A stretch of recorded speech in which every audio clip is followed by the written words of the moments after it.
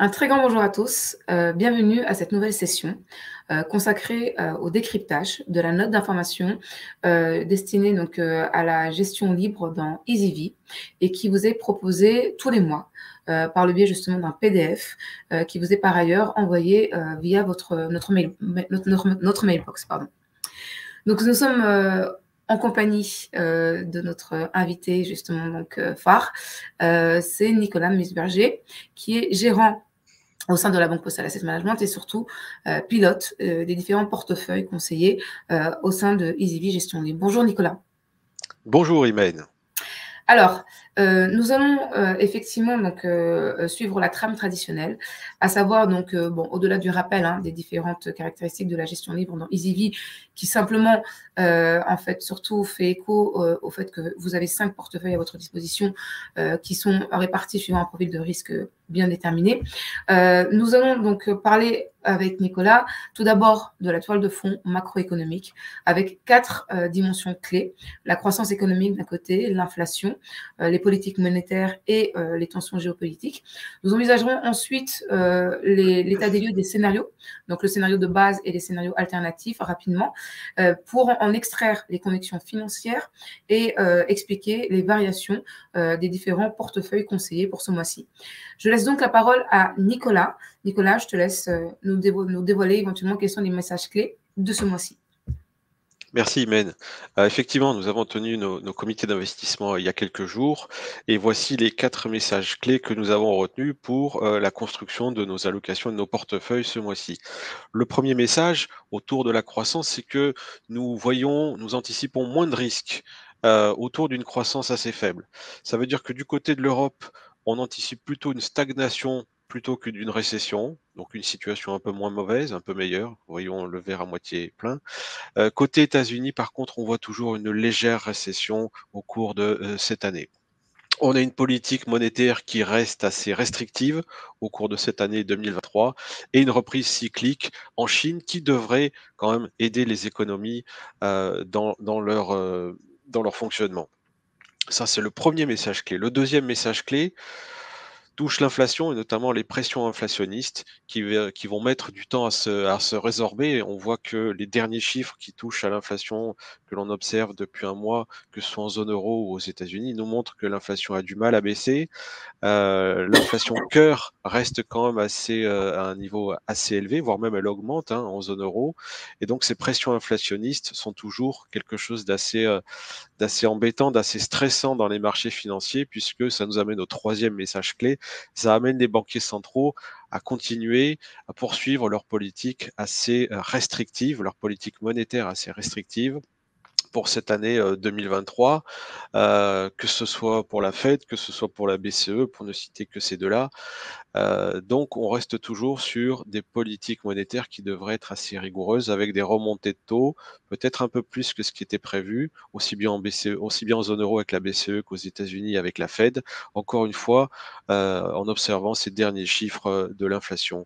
Enfin, le quatrième message clé tourne autour de la géopolitique avec 2 grands axes. Toujours la guerre entre la Russie et l'Ukraine, une guerre qui s'enlise, une guerre qui escalade. On voit que c'est un conflit qui devient de plus en plus tendu. Et le deuxième axe, toujours la dispute assez forte là aussi entre les États-Unis et la Chine. Bon, alors, après avoir analysé ces principaux messages clés, quelles sont nos préférences en matière de classe d'actifs? Commençons peut-être par les marchés risqués, les actions. Nous continuons d'être défensifs et de sous-pondérer le marché des actions développées. Pour ce qui est des actions de la zone euro, des États-Unis ou du Japon, on entrevoit des baisses de l'ordre de 4 pour les prochains mois, notamment par le fait de marges qui devraient se rétrécir et ce qui devrait mettre un peu plus de pression sur ce marché action, d'autant plus après les performances assez fortes que l'on a observées depuis le début de l'année. Sur les autres marchés, notamment le marché des taux, même si les rendements monétaires, rendements obligataires restent un peu assez attrayants, on commence à avoir des taux qui offrent une production financière assez forte. Il ne faut pas oublier qu'il y a une inflation qui est toujours présente, on le disait tout à l'heure, et donc les rendements réels ne sont pas non plus très, très élevés. C'est pour ça qu'on va faire preuve de sélectivité dans ce marché des obligations. Du côté du crédit, là aussi, même constat, on va faire preuve de sélectivité. D'ailleurs, on va voir dans les portefeuilles que nous remettons un tout petit peu de crédit dans les portefeuilles. On a, on a des marchés du crédit investment grade, donc les obligations plutôt bien notées du point de vue du crédit qui présentent un rendement attractif, encore plus attractif pour le segment du high yield, mais c'est un segment un peu plus risqué. Et c'est ce segment high yield qu'on va réintroduire dans le portefeuille à petite dose pour profiter du portage et pour pouvoir diversifier la construction de notre allocation d'actifs risqués dans le portefeuille. Du côté des matières premières, on voit toujours beaucoup de volatilité. Les bonnes nouvelles, c'est du côté des matières premières énergétiques, notamment des prix du gaz qui baissent très très fortement depuis quelques mois maintenant.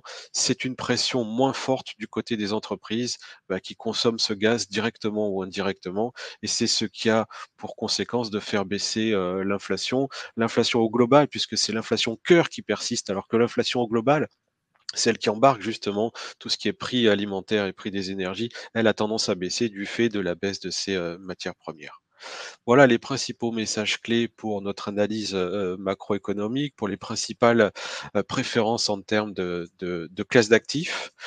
Du côté des portefeuilles, qu'est-ce que nous proposons comme changement ce mois-ci? Puisque c'est bien des changements qu'on vous propose chaque mois pour rendre dynamique l'allocation des portefeuilles des clients. Du point de vue de l'allocation en actions, on ne va pas la changer, que ce soit pour les actions globales. Mais par contre, à l'intérieur de l'allocation d'actions, ont proposé quelques changements. Premier changement, c'est au sein des actions de la zone euro, on va pouvoir remettre un peu d'actions de petite capitalisation boursière. Les small caps, comme on les appelle, présentent un retard de valorisation, ce qui les rend assez intéressantes. Deux, on voit bien que le gisement des petites capitalisations en zone euro est un gisement qui attire beaucoup de prédateurs, et donc c'est un gisement qui fait preuve de pas mal de fusions et acquisitions, et donc, c'est pour ça qu'on voulait remettre en portefeuille ces petites capitalisations boursières qu'on avait supprimées des portefeuilles, voilà, quelques mois. Toujours l'allocation action des portefeuilles, c'est au sein des actions émergentes où on va vouloir accentuer notre préférence sur la Chine, donc en diminuant nos investissements sur des fonds globaux sur les actions émergentes et en achetant des fonds qui sont plutôt un fonds qui est plutôt spécialisé sur les actions chinoises. Ça, c'est pour les actions.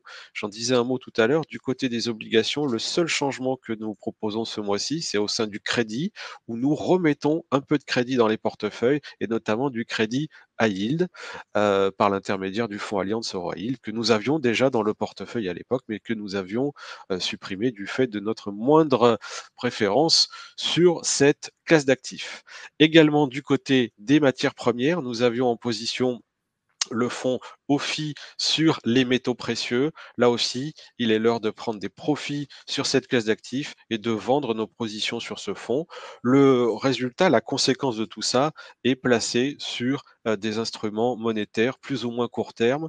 Là aussi, ce sont des instruments qui maintenant sont plutôt bien rémunérés, hein, puisque l'Ester, qui mesure le rendement du marché monétaire, est aujourd'hui de 2,4% environ. Voilà les principaux changements au sein de nos portefeuilles que nous proposons pour ce mois-ci.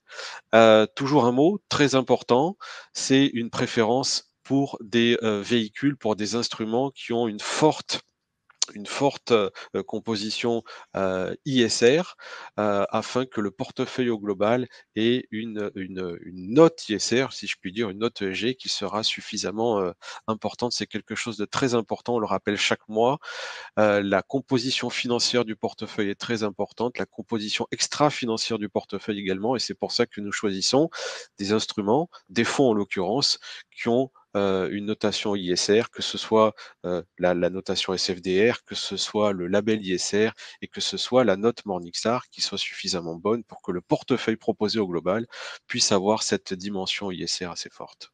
Sachant que lorsque justement, donc petite précision, il n'y a pas de notation Morningstar, le plus souvent, c'est parce que justement la classe d'actifs en elle-même n'est pas évaluable justement par le cabinet d'études en fait. Donc c'est la raison pour laquelle on a du NN, donc non noté, pour certains fonds pour le coup. Donc ensuite, mais pour autant, ça n'empêchera pas ces fonds-là d'avoir le label ISR d'État français, qui quand même justement donc vient corroborer en fait cette dimension environnement, social et gouvernance à l'intérieur du processus de gestion. Quelques éléments justement aussi sur les performances. Là, alors on n'est qu'au mois de février, hein, enfin au mois de mars, donc du coup c'est la performance depuis le début de l'année qui vous est proposée, mais on s'efforcera justement de toujours vous la mettre en avant depuis le 1er janvier pour que vous ayez là aussi justement un aperçu de cette performance dite fictive, puisque justement elle ne concerne que la partie UC et qu'elle est calculée justement donc, par Nicolas à partir de valeurs liquidatives fictives. Donc voilà. Ce sont les principaux messages que l'on voulait vous adresser pour le coup pour ce mois de mars. Je pense qu'on a fait le tour, Nicolas. Est-ce que tu voulais ajouter quelque chose? Absolument. Oui. Donc du coup, pour moi, la seule chose que je vais éventuellement évoquer en dernier lieu, c'est que vous aurez toujours la possibilité, même si ce sont des sessions qui sont en différé, et donc de manière à vous donner justement donc les points clés de lecture de la note d'information qui vous est envoyée tous les mois, vous avez la possibilité de nous transmettre des questions pour Nicolas. Donc n'hésitez pas à nous transmettre des questions, notamment via le service client ou via donc le mail donc communication et nous ferons un plaisir de relayer justement donc vos questions auprès de Nicolas de manière à ce que vous ayez tout simplement justement les éléments de réponse adéquats. Encore une fois, merci énormément, Nicolas, pour ta présence. Merci pour ton éclairage. Et puis, donc, chers clients, je vous donne rendez-vous le mois prochain pour un nouveau point assez rapide sur le tour d'horizon, justement, donc, de ces portefeuilles conseillers EasyV Gestion Libre. À très bientôt. Merci, Imen, à bientôt.